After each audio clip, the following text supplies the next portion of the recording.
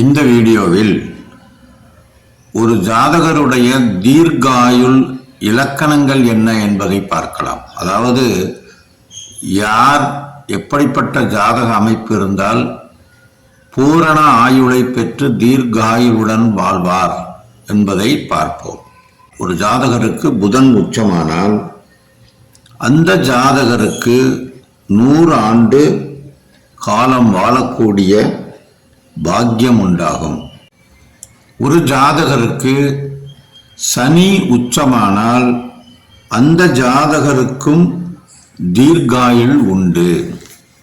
ஒரு ஜாதகத்தில் குரு கடகத்தில் உச்சமாகி அந்த குரு லக்னத்தில் உள்ள சந்திரனை பார்த்தால், உதாரணமாக விருச்சிக லக்னம் விருச்சிக ராசி, மகர லக்னம் மகர ராசி, மீன லக்னம் மீன ராசி, இது போன்ற அமைப்புகளுடன் இருந்து அந்த குரு உச்சம் பெற்று பார்த்தால் அவருக்கு 96 வயது வரை வாழும் ஒரு தீர்காயுள் ஜாதகமாகும்.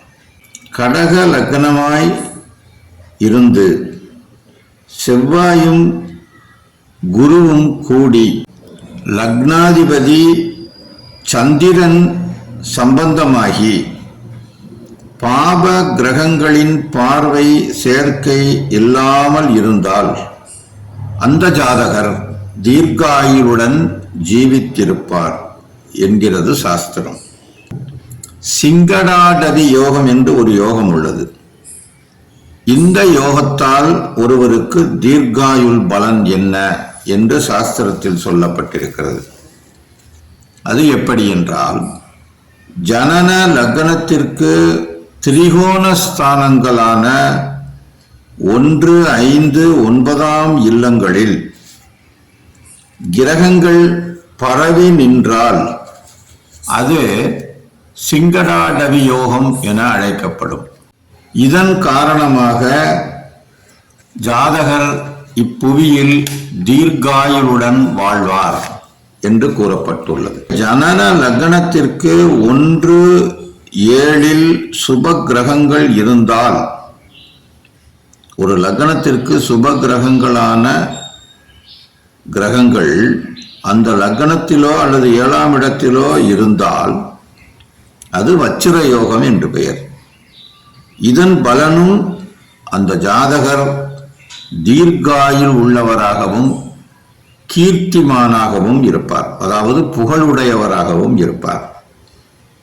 வீணயோக தீர்காயுள் பலன். இந்த யோகம் எப்படி என்றால், ஒரு ஜாதகத்தில் 9 கிரகங்களும் ஜாதகத்தில் 7 வீடுகளில், லக்னம் முதற்கொண்டு 7 வீடுகளில் பரவலாக நிறைந்து நின்றால் அது வீணயோகம் ஆகும். இதன் பலன் அவர் ஒரு திறமைசாலியாக நிபுணத்துவம் பெற்றவராகவும் அழகான தோற்றத்தை உடையவராகவும் பாடல்கள் இசையில் ஆர்வம் உள்ளவராகவும் இருப்பார். லக்னத்திற்கு 1, 4, 7 9 கிரகங்களும் இருந்தால் இது வீண யோகத்துடன் அதியோகம் என்று அழைக்கப்படும். அதாவது வீண யோகத்துடன் கூடிய அதியோகம்.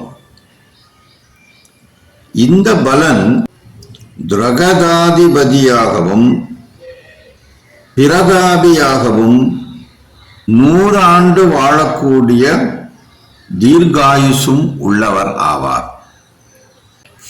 ஒரு ஜாதகத்தில் லக்னாதிபதி நின்ற ஸ்தான பலத்தாலும் ஒருவருக்கு தீர்காயுள் கிடைக்கிறது. அது எப்படி எனில், ஒரு ஜனன லக்னாதிபதி பாப கிரகமாக இருந்து, பாப கிரகங்கள்னா என்னென்ன? சனி, சூரியன், செவ்வாய், ராகு, கேது, இந்த 5 கிரகங்களும் இயற்கையிலே பாப கிரகங்கள். இந்த கிரகங்களில் ஒன்று லக்னாதிபதியாக அமைந்து பெரும்பாலும் இந்த கிரகங்கள் லக்னாதிபதியாக அமைந்து 6, 8, 12 இருந்தாலும் அல்லது லக்னாதிபதி சுபகிரகமாக இருந்து அந்த கிரகங்கள் 5 அல்லது 9 இருந்தாலும், அதாவது திரிகோணஸ்தானங்களில் இருந்தாலும் அந்த ஜாதகருக்கும் தீர்க்காயுள் உண்டு என்றும், அப்படிப்பட்டவர்களுக்கு நோய் நொடி இருக்காமல் நல்ல ஒரு சுகமான வாழ்க்கை இருக்கும். சரலக்னங்கள் கொடுக்கக்கூடிய தீர்க்காயுள். ஒருவருக்கு ஜனன லக்னம் சரராசியாக இருந்து, அதாவது மேஷ லக்னமாகவோ அல்லது கடக லக்னமாகவோ அல்லது துலாம் லக்னமாகவோ அல்லது மகர லக்னமாகவோ இருந்து அந்த லக்னாதிபதி வேறு ஒரு சரராசியில் இருந்து, அதனுடைய லக்னாதிபதி சரராசியில் இருந்து அந்த ஜனன லக்னத்தை பார்த்தால் அந்த ஜாதகன் ஒரு ஸ்தூல சரீரமுடையவர், திடகாத்திரமான உடல் பெற்றவராக இருப்பார். ஜனன லக்னம் சரராசியாக இருந்து லக்னாதிபதி லக்னத்திலே ஆட்சியாக இருந்தாலும் அந்த ஜாதகர் தேச சஞ்சாரியாக இருப்பார். அதாவது பல நாடுகளுக்கு அல்லது பல ஊர்களுக்கு போய்கிட்டு இருக்கக்கூடிய ஒரு நாடோடி அமைப்பிலே வாழ்வார். இந்த மாதிரி 2 பேருமே பொதுவாக நீண்ட ஆயுளை பெற்றவர்களாக இருப்பார்கள் என்று சொல்லப்பட்டிருக்கிறது.